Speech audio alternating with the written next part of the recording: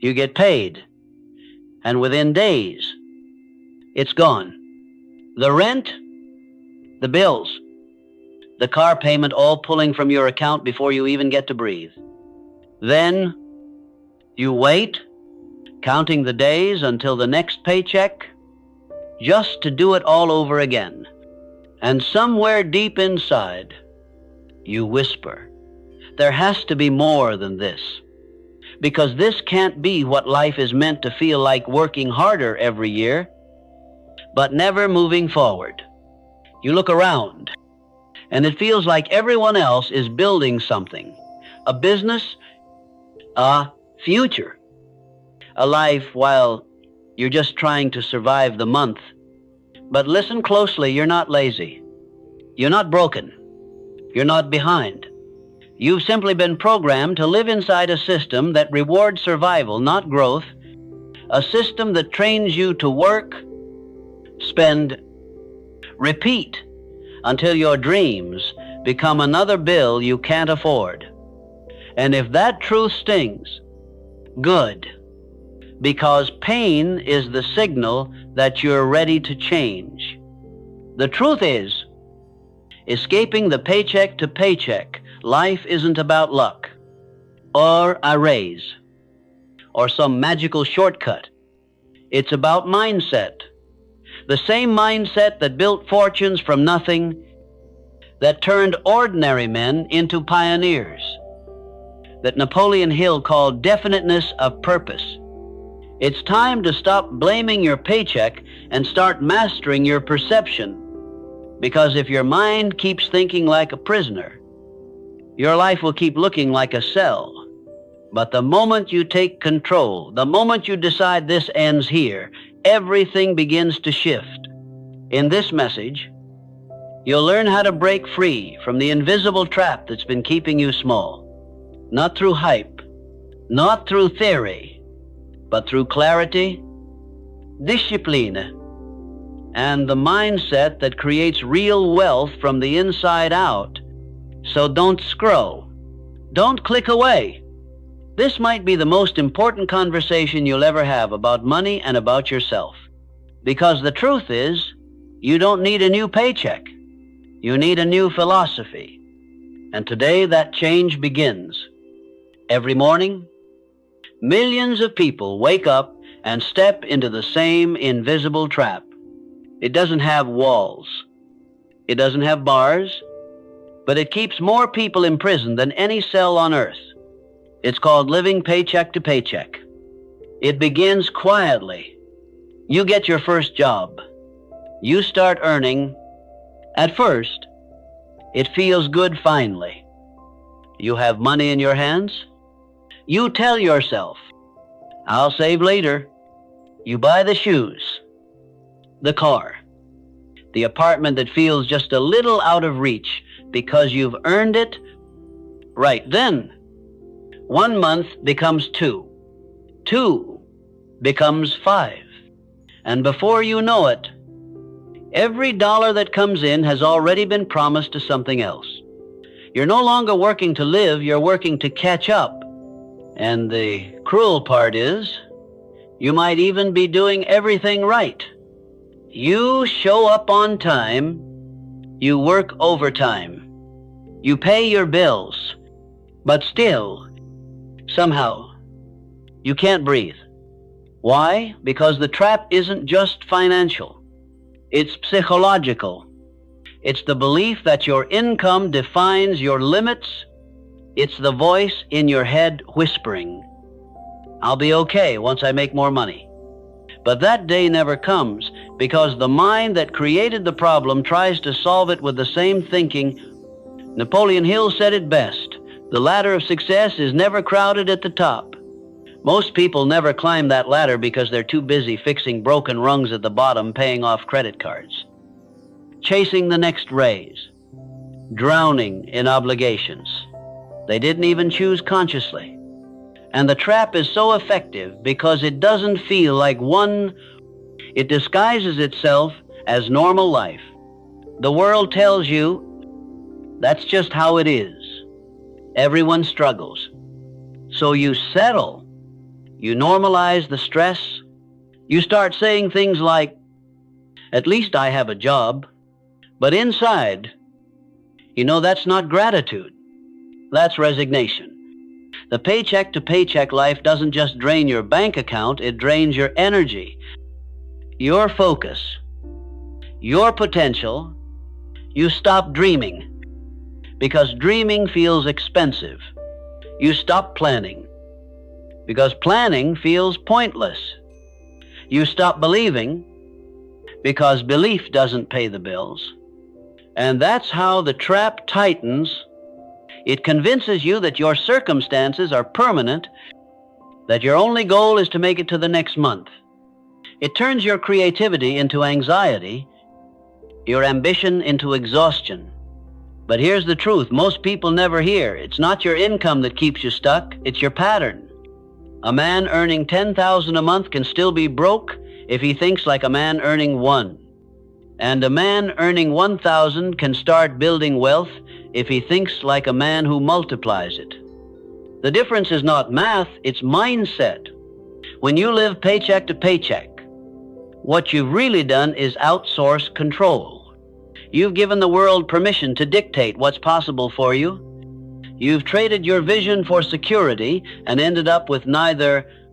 But once you see the trap, you can't unsee it. You start to notice how society profits from your distraction, how entire industries are built on keeping you chasing comfort instead of freedom. They sell you things to fill your emptiness, but never teach you how to fill your purpose. And here's the dangerous part. The longer you stay trapped, the more normal it feels. You begin to believe that freedom is for other people. You justify it. Maybe I'm just not that lucky. But luck has nothing to do with it. The same mind that built this trap can also build your escape if you're willing to face the truth and rebuild your habits. This isn't about cutting every expense or living miserably. It's about reclaiming your power to decide where your money goes, instead of wondering where it went. Because when you control your money, you start to control your time. And when you control your time, you start to control your life. So, pause for a second. Ask yourself honestly, if you stopped earning tomorrow, how long could you sustain your current life? That's not meant to scare you. It's meant to wake you up. The trap is invisible.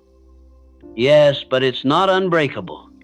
And now that you can see it, the next step is to dismantle it.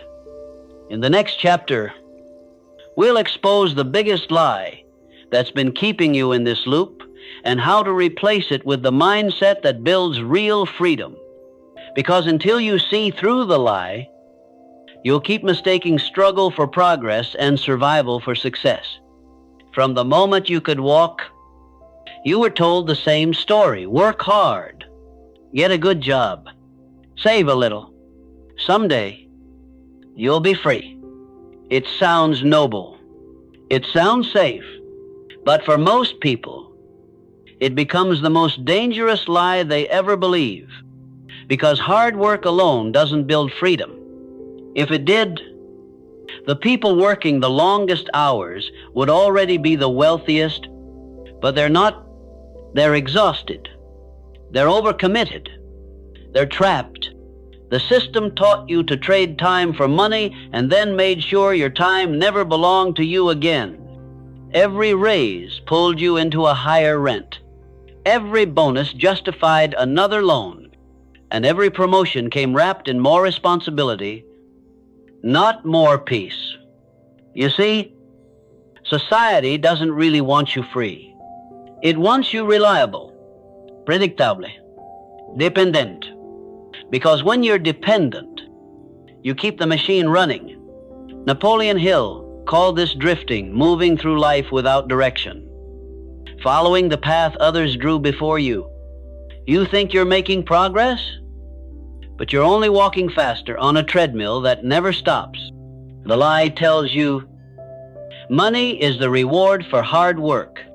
The truth is, money is the reward for thinking correctly. The janitor who saves and invests with discipline can outgrow the manager who spends recklessly. The entrepreneur who multiplies value can surpass the executive who multiplies stress. It was never about who works harder, it's about who works wiser. But the lie runs deep. It makes you ashamed to rest. It makes you feel guilty for saying no. It tells you success looks like exhaustion. And if you're not suffering, you're not doing enough. So you overwork, overspend, and overthink chasing a life that looks rich but feels poor. And every time you catch your breath, society whispers, "Keep going. You're almost there." But there never arrives. Here's the twist no one explains. The people who truly break free didn't just earn more, they thought differently. They learned that the purpose of money isn't to impress, it's to express your values, your discipline, your vision.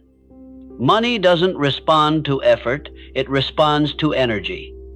When your thoughts are chaotic, your finances mirror that chaos. When your goals are clear, your money finds direction. That's why most people never escape the cycle. They try to fix their outer world before mastering their inner one.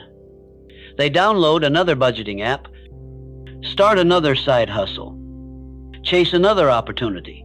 But deep down, the same mindset is still steering the wheel.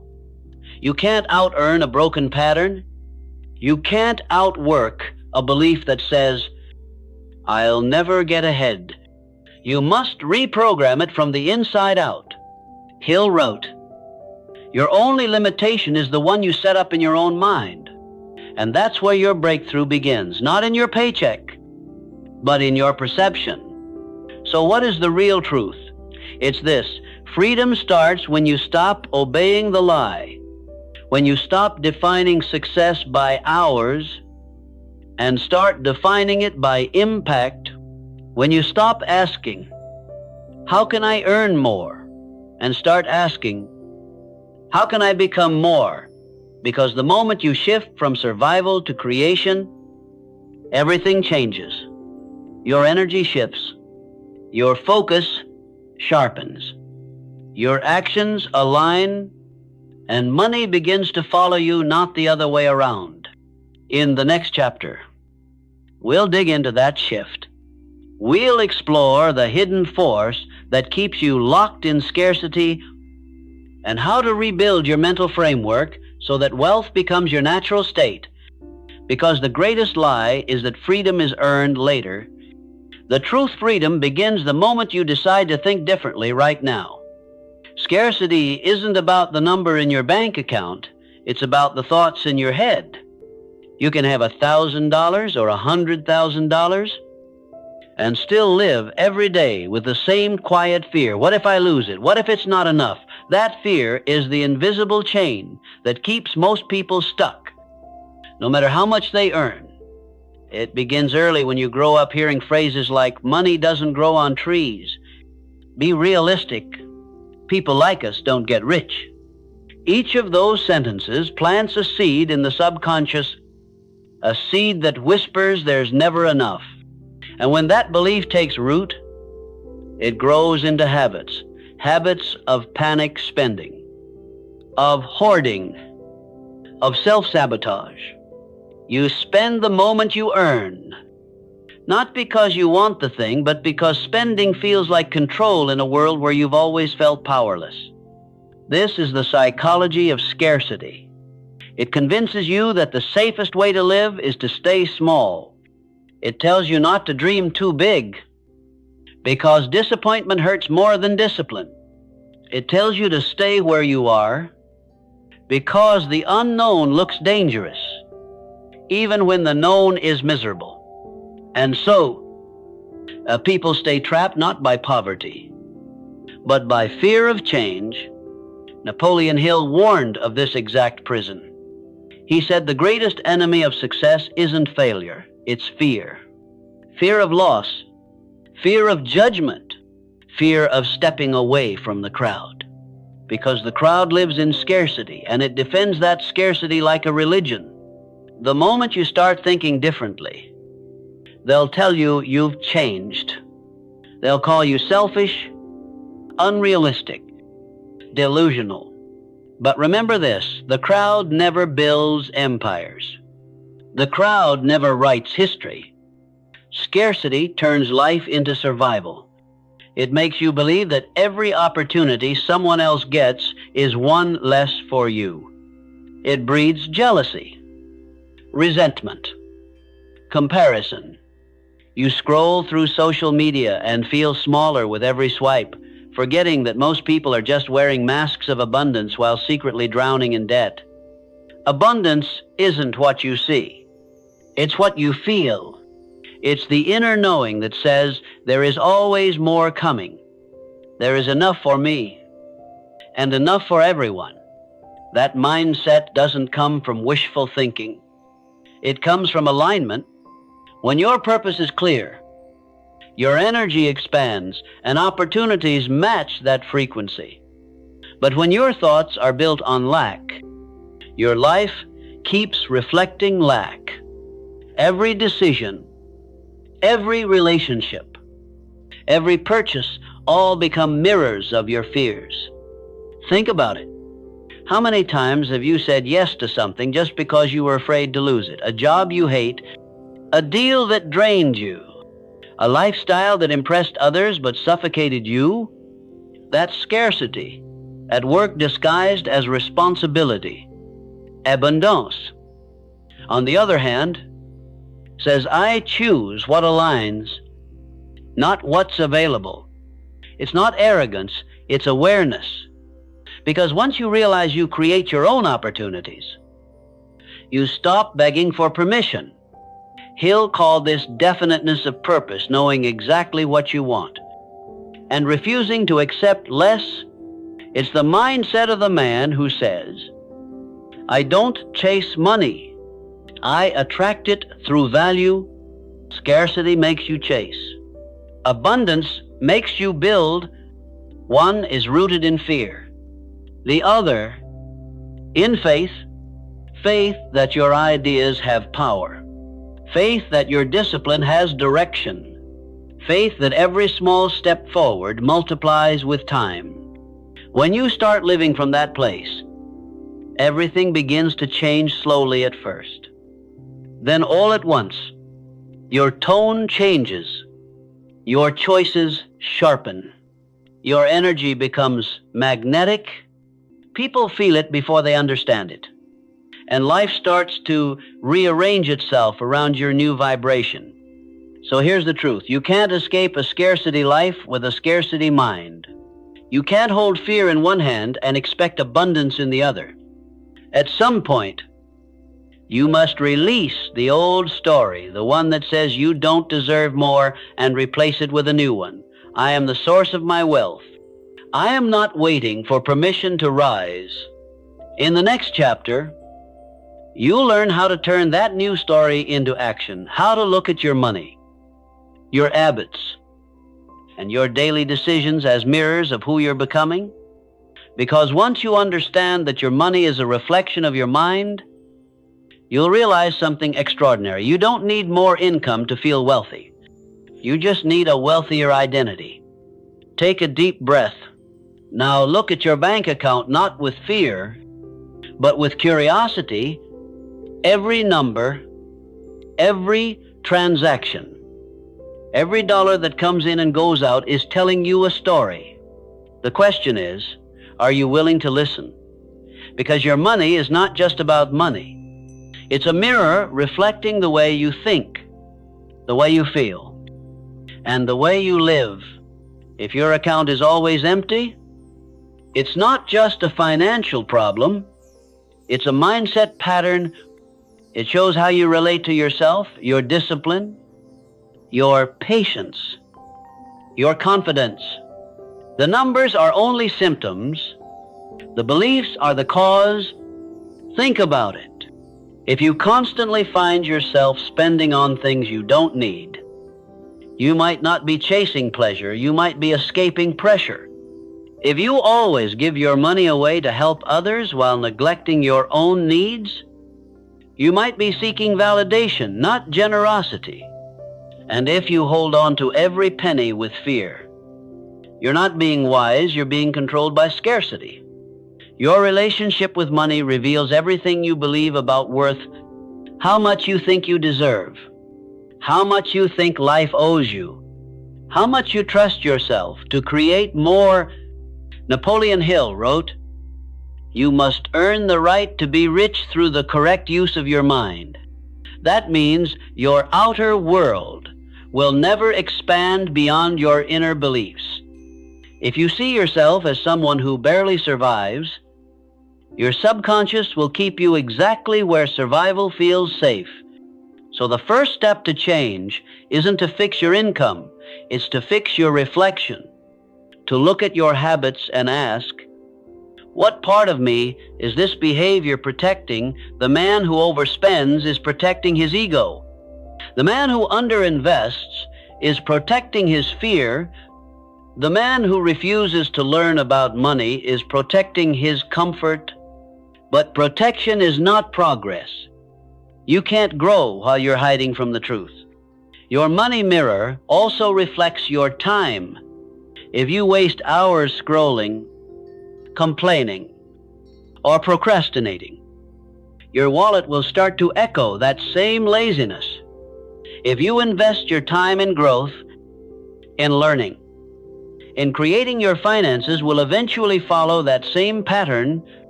It's the same law Hill discovered over a century ago, as within. So you cannot build wealth with the same identity that created debt. You must become someone new, someone who sees money, not as a measure of survival, but as a reflection of service and purpose. So, what does your money say about you right now? Does it say, I'm in control? Or does it say, I'm in chaos? Does it say, I build my future? Or, I'm just trying to make it to Friday? Be honest with yourself, not to feel shame, but to gain clarity. Because when you finally stop lying to yourself about money, you can start building the truth. Here's the truth. Most people never see. Your bank account isn't judging you. It's coaching you. It's showing you what needs healing. It's giving you feedback on your habits, your priorities, your faith. When you see your account balance drop, don't panic. Pay attention.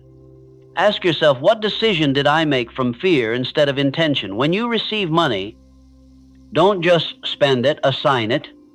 Give every dollar a job that aligns with your values. And when you save, don't see it as losing access to money, see it as gaining access to freedom. The mirror never lies. It reflects exactly what you are, and the moment you stop looking away, you begin to change what you see. So here's the challenge. For the next 7 days, track every single thing you spend, not to judge, but to understand. Because awareness is the first step toward transformation. When you look your reflection in the eye and refuse to flinch, you take back your power. In the next chapter, we'll go deeper into how to break the habits that sabotage your growth, the excuses that drain your energy, and the fears that convince you now isn't the right time. Because the truth is, you don't need the world to give you permission to build wealth. You only need to stop lying to the person staring back in the mirror. Excuses. They sound harmless, even logical, but they're the most expensive things you'll ever own. Because every excuse costs you growth. Every excuse delays your freedom. And every time you defend your limitation, you strengthen it. People say, I don't make enough to save. But the truth is, if you can't save $1 from 100, you'll never save 100 from 1,000. Discipline doesn't start when you have more. It starts when you decide you've had enough. Excuses are seductive because they let you feel right even when you're wrong. They protect your comfort, not your potential. They whisper, "You're trying your best. It's just not your fault." But deep down, you know better. You know, there's always one more thing you could do, one more sacrifice you could make, one more step you could take. Napoleon Hill said, "Every failure carries with it the seed of an equivalent success." But most people never see that seed because they bury it under excuses. "I'll start saving next month. I'll invest when I have extra. I'll work on my goals when life calms down." But life doesn't calm down. It keeps moving and you keep waiting. The world is full of people waiting for the perfect moment to start, but the perfect moment doesn't exist. There's only now and now. It doesn't care about your comfort. It only responds to your commitment. Here's a truth that stings. Your future self is begging you to stop making excuses, begging you to stop trading what you want most for what's easy now.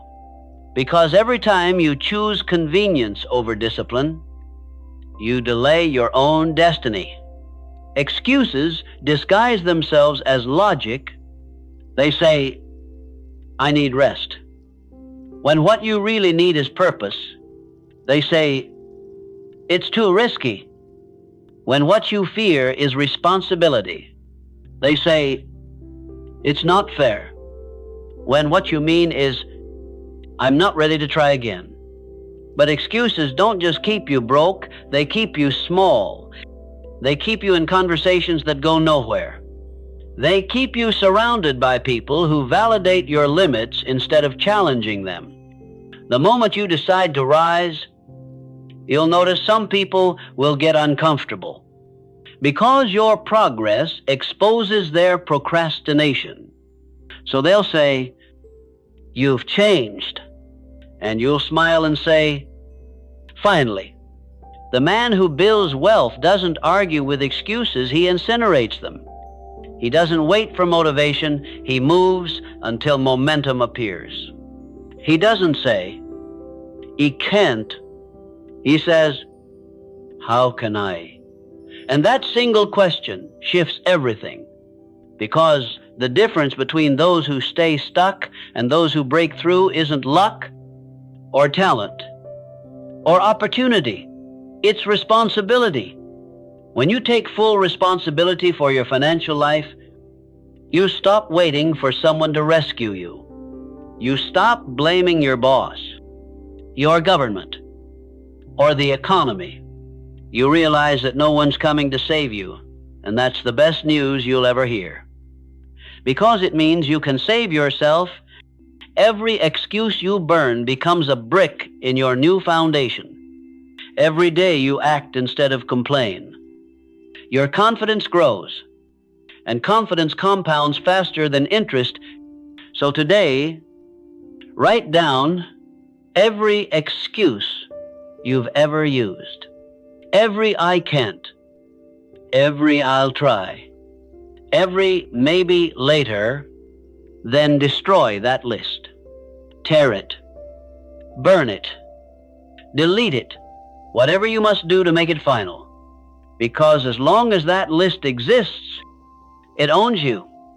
From this day forward, every time your mind says, "I can't," replace it with, "I will find a way."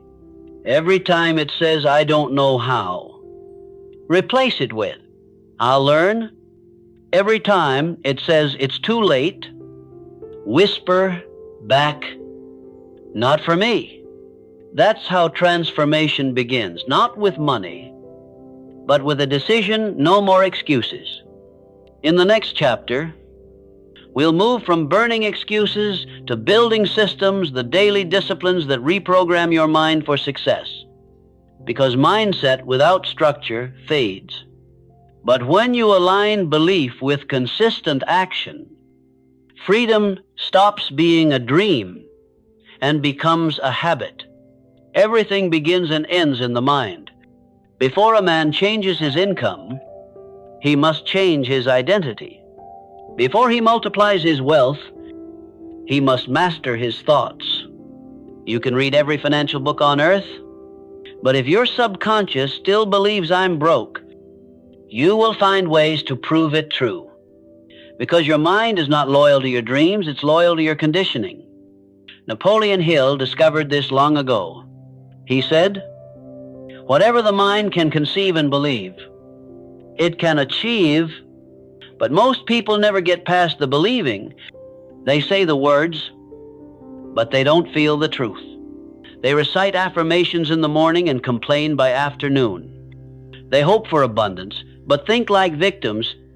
So how do you break that loop? You must reprogram your financial mind, not by wishing, but by rewiring. Step 1, pay yourself first. This is the simplest and most powerful law of wealth. Most people pay their bills, buy their pleasures, and save what's left. The rich do the opposite. They save first and live on the rest. Because every dollar you keep is a vote for your future. When you pay yourself first, you tell your subconscious, I am worthy of keeping what I earn. That one belief shifts everything. You go from reacting to your paycheck to commanding it. Even if it's just 5% of your income, start there. The act itself is what matters.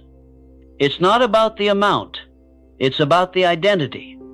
Step 2, track every dollar. Your mind can't manage what it refuses to measure. Most people avoid looking at their finances because they fear judgment, but avoidance is the most expensive habit in the world. Write down every expense. Watch where your money flows, because that's where your focus goes. If your spending doesn't reflect your goals, you're not living, you're leaking.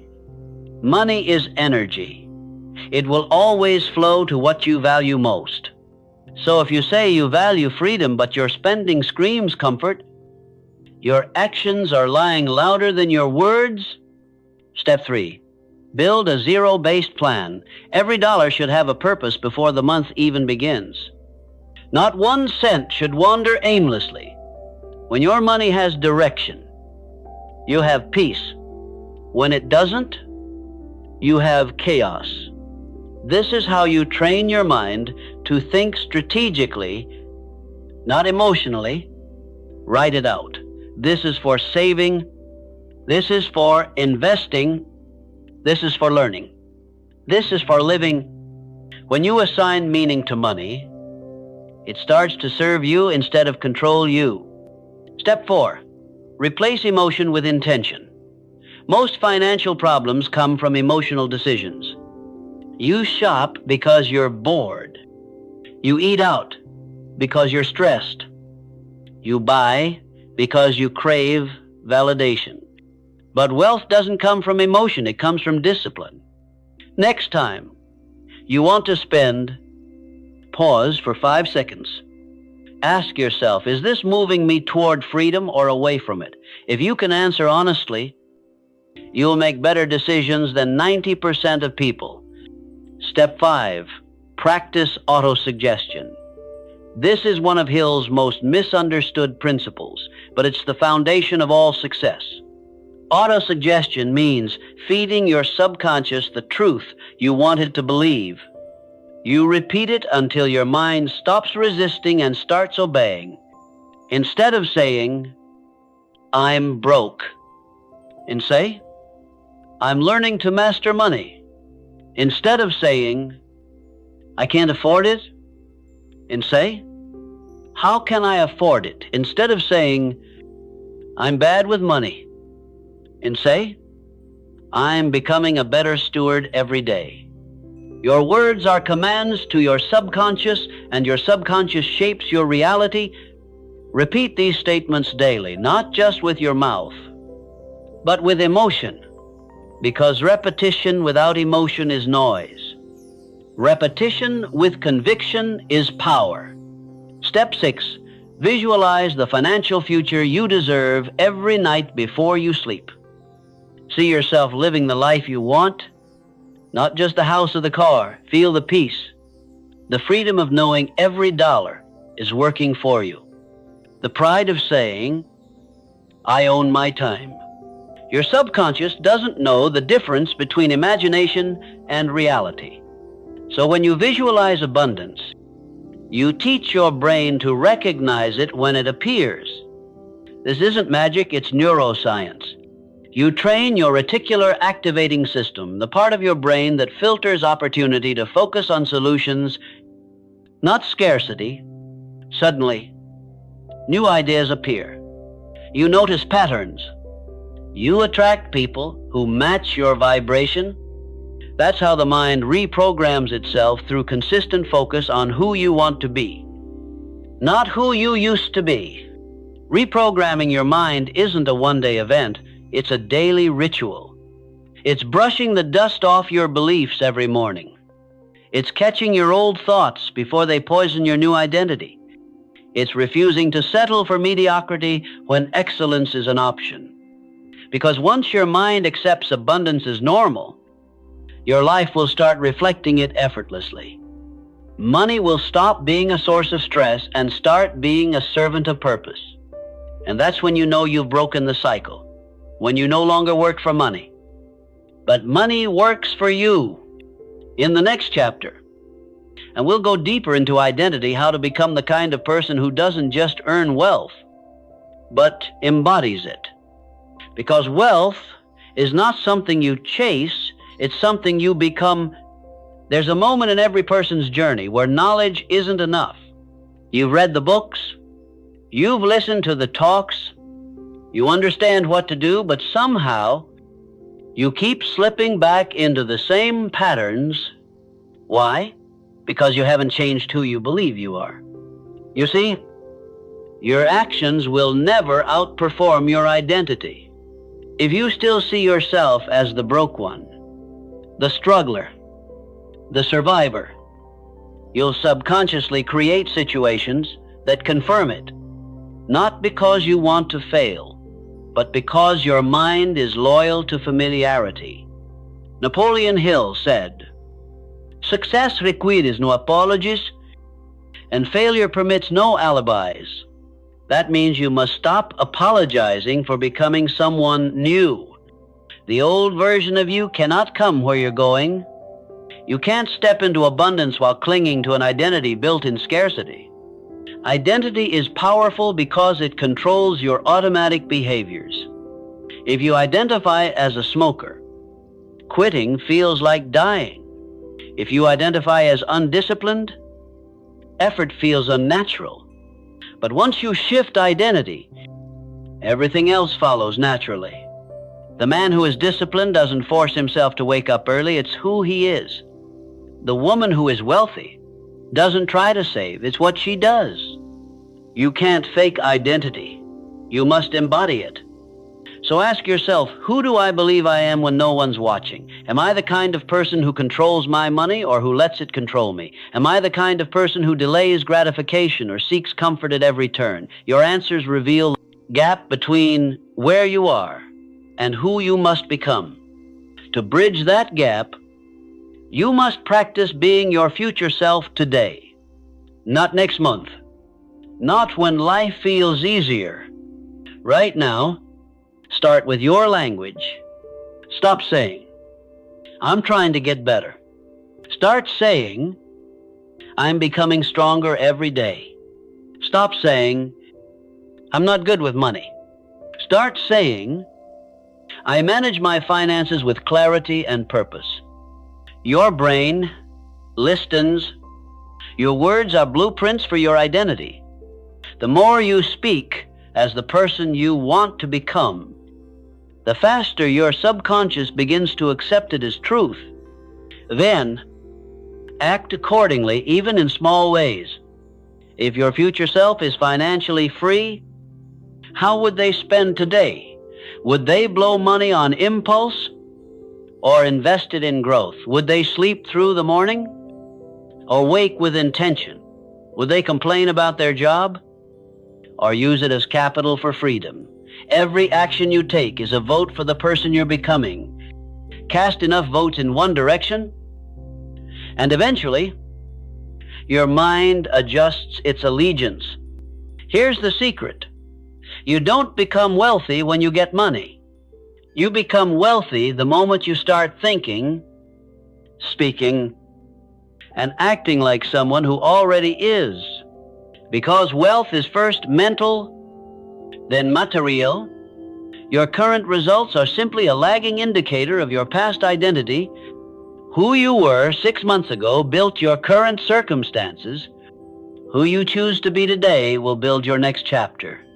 So, if you want to change your life, stop chasing results. Start upgrading the person producing them. And yes, it's uncomfortable. You'll feel resistance. You'll question yourself. People around you might say, "You've changed." But that's the point. You should. The caterpillar doesn't apologize for becoming a butterfly. The moment you start to think and act as your higher self, you'll notice life responding differently. Opportunities appear. Conversations shift. You attract people who speak the language of growth instead of gossip, because energy recognizes energy. Hill called this the law of vibration. You don't get what you want, you attract what you are. So if you want to attract wealth, don't just desire it, embody it. Walk with the confidence of someone who knows their value. Speak with the conviction of someone who owns their destiny.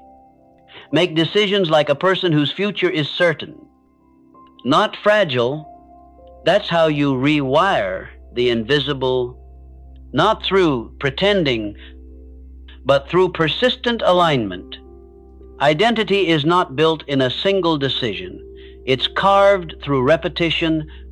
Every time you choose purpose over distraction, your new self strengthens.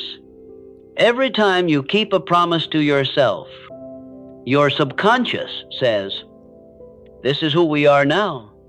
And soon, the habits that once felt forced will feel effortless.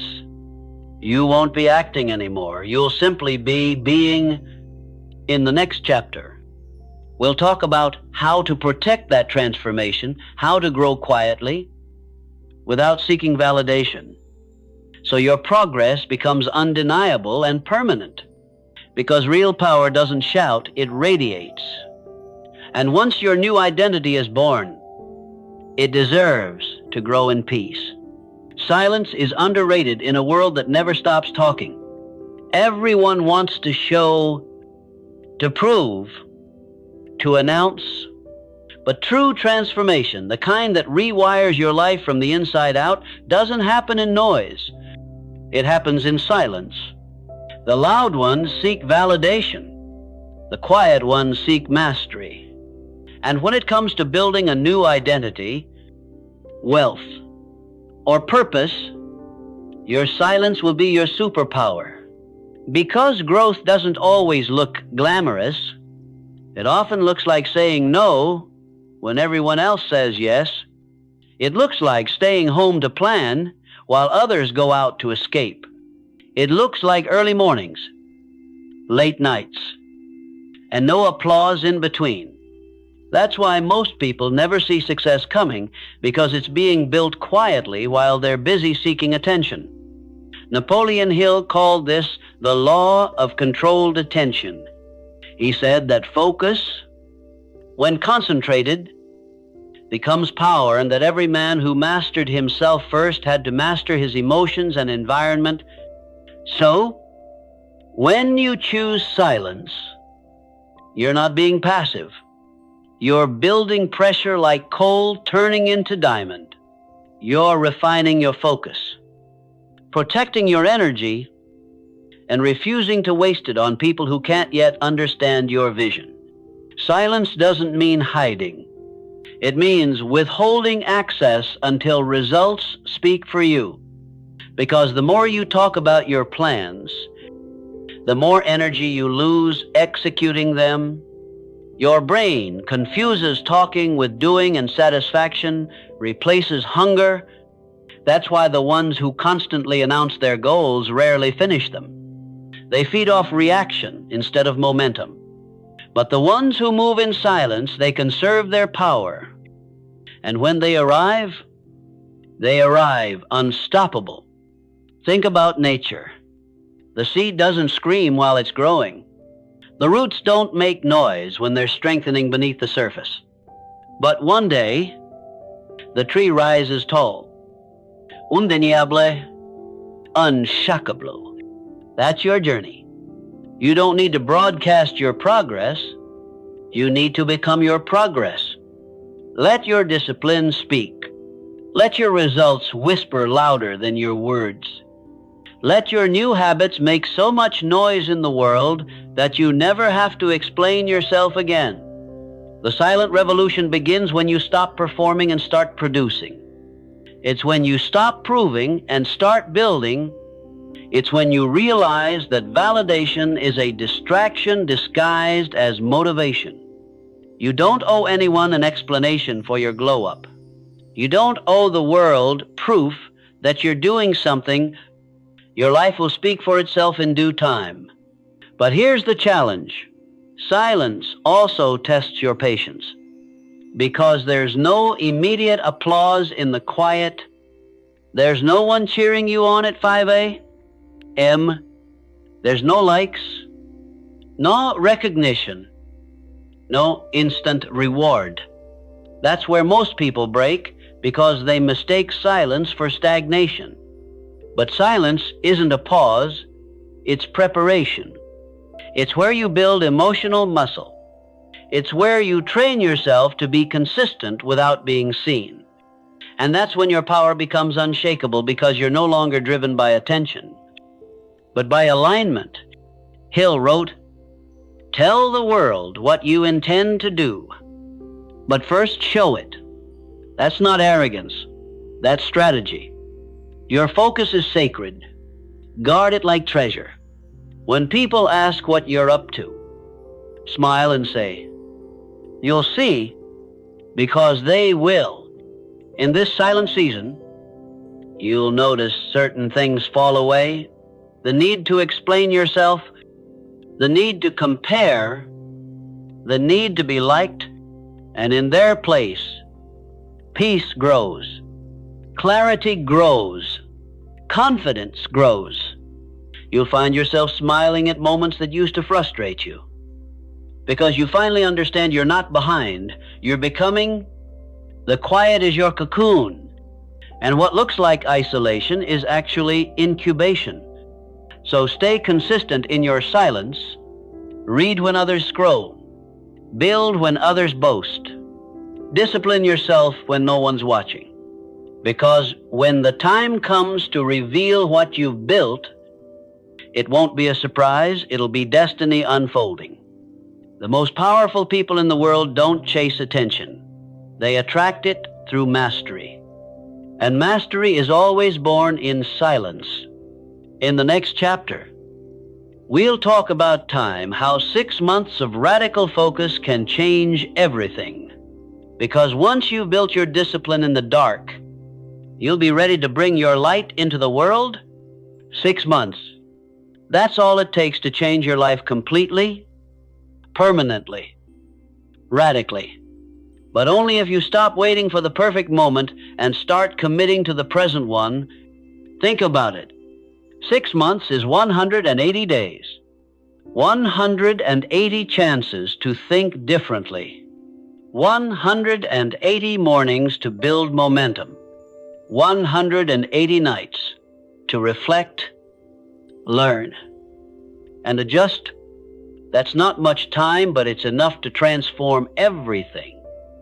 If you move with purpose, most people underestimate what they can do in 6 months because they overestimate what they can do in 1 day. They start fast, burn out, and quit, then call it bad luck. But transformation doesn't happen through speed. It happens through consistency. Napoleon Hill wrote, "Persistence is to the character of man what carbon is to steel." 6 months of persistence can turn your mind from fragile to unbreakable. So here's the rule. For 6 months, You give yourself no excuses. You eliminate distractions. You get serious about one thing, and you refuse to break the promise you make to yourself. You wake up earlier. You track your money. You move with discipline, not emotion. You cut out the noise, the gossip, the drama, the mindless scrolling. You live like a man or woman on a mission. You don't need perfection, you need direction. You don't need luck, you need laser focus. Because here's the truth, 6 months of absolute commitment can replace 6 years of wandering. 6 months of intentional work can do more than a lifetime of waiting for someday. And this isn't motivational fluff, it's mathematics. If you save just 20% of your income for 6 months, you'll prove to yourself that freedom isn't a fantasy, it's a formula. If you invest 1 hour a day into learning a skill, that's over 180 hours, the equivalent of a college semester. If you replace one bad habit with one good habit each month, in half a year, you'll be a different person mentally, financially, spiritually. But here's the catch. You have to decide. Not try, not hope. Decide, because the man who decides stops negotiating with his old self. He stops saying maybe tomorrow and starts saying today, no matter what. Your old life will fight back. It will tempt you with comfort. It will whisper, one day off won't matter. But it does matter because habits don't form in isolation. They form in repetition. Every skipped day strengthens the old identity you're trying to escape. That's why 6 months is magic. It's long enough to build new neural pathways, to rewire your default reactions, to create new emotional associations with success instead of struggle. By month 1, you'll feel resistance. By month 2, you'll feel momentum. By month 3, you'll see results. By month 6, you won't even recognize yourself. You'll think clearer. You'll spend wiser. You'll move calmer. And the chaos that once controlled you will now obey you. The world will start to notice, but you won't crave their validation anymore because the reward isn't recognition, it's peace. And peace, once you taste it, becomes addictive. It's better than luxury. It's better than approval. It's the quiet, knowing that you did what most people never do. You kept your word to yourself. Hill called this definiteness of purpose, the unwavering decision to hold your vision no matter how loud the noise gets. It's what separates the dreamers from the doers, the talkers from the builders, the survivors from the masters. So here's your challenge. Give yourself 6 months, no excuses, no distractions, no self-pity. 6 months to live like your future depends on it, because it does.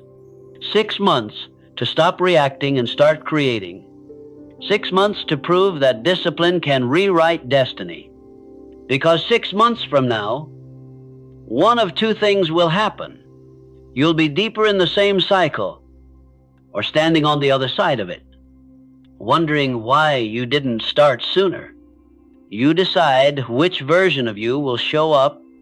In the next chapter, we'll talk about what happens after the 6 months, how to maintain your freedom, expand your wealth, and live by a blueprint that can't be broken.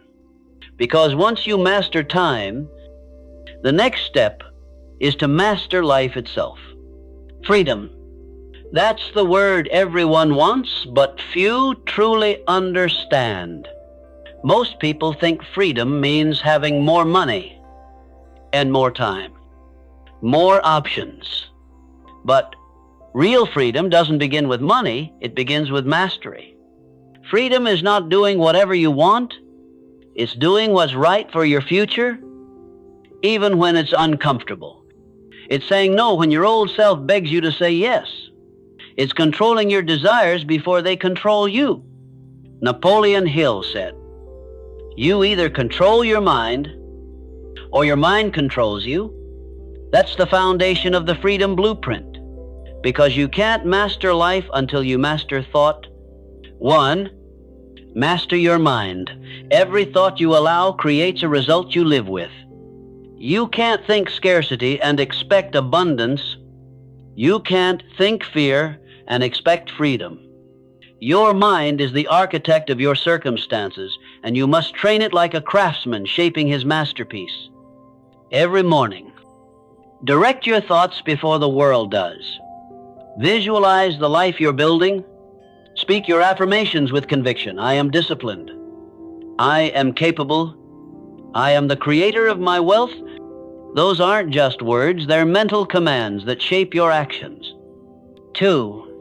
Master your emotions. Money follows calm minds, not chaotic hearts. If you react to every problem with panic, you'll keep living paycheck to paycheck, emotionally and financially. The wealthy don't avoid problems. They control their responses. They see every challenge as feedback, not failure. They pause. They think. They act with clarity. And because they remain centered, life begins to bend toward them. Emotional mastery means you stop being a slave to the highs and lows. You stop chasing instant pleasure and start choosing long-term peace. 3. Master your time. Time is your real currency. Every minute you waste, you trade a piece of your potential. Most people treat time casually as if they have an endless supply. But the truth is, every day you drift, the future gets more expensive. Hill said, "Lost time is never found again." So structure your days like a builder designs a cathedral with precision, with purpose. Plan your mornings. Protect your evenings. Guard your attention like treasure. Every hour spent on your vision compounds. And 6 months of focused time is worth more than 6 years of scattered effort. 4. Master your money. Freedom isn't about how much you make, it's about how much you keep, grow, and direct with purpose. Your money is your soldier. Don't send it into battle without a mission. Make it work for you, not against you. Budget with intention. Invest with education. Spend with awareness. Give with gratitude. Wealth expands when it serves a purpose greater than comfort. It's not about hoarding, it's about harnessing. 5. Master your circle. You can't live free while surrounded by people who live trapped. Energy is contagious. If you spend your time around complainers, you'll adopt their limits. If you walk with builders, your standards rise automatically. Protect your environment like your future depends on it, because it does. Not everyone deserves access to your energy. Let your growth filter your relationships. Silence the voices that make you doubt your progress. Surround yourself with those who make you feel capable, not comfortable. 6.